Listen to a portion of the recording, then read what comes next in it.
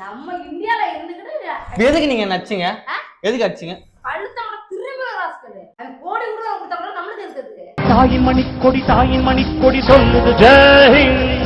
தாயகம் காத்திட தன்னலம் போக்கிட சொல்லுக ஜெய்ஹிந்த். நீங்க தான் வந்து பாகிஸ்தான்காரங்கன்னு வைங்களேன், நாங்க இப்படியே பேசுவோம்.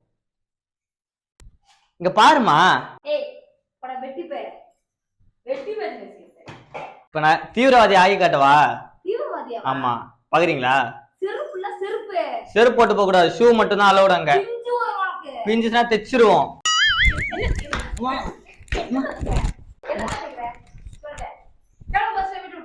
ஆர்மி ட்ரெஸ்ல இருக்கும்போது அடிக்கிறீங்க. நான் கேக்குறதுக்கு எனக்கு ஒழுங்கா பதில் சொல்லு சரியா? போவதுனா பள்ளி இன்னும் அடி வாங்குவ சொல்லிட்டேன். நான் பைத்தியா?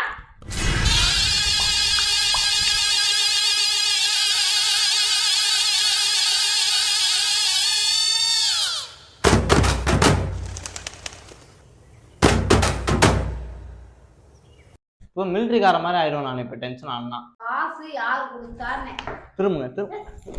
என்ன என்ன கோபத்துக்கு என்ன அடிக்க வரீங்க? கையில கொசு ஒன்று இருந்துச்சு, மாதிரி கொசு அடிக்கலான்னு பார்த்தோம்.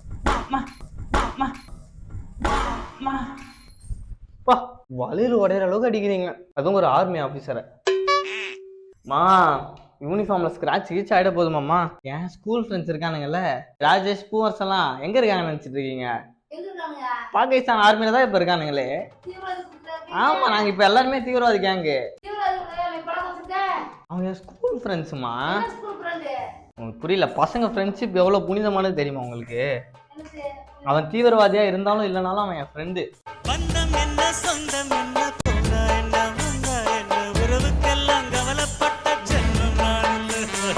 பாசம் வைக்க நேசம் வைக்க தோழன் உண்டு வாழ வைக்க அவனை தவிர உறவுக்காரன் யாரும் இங்கில்லை.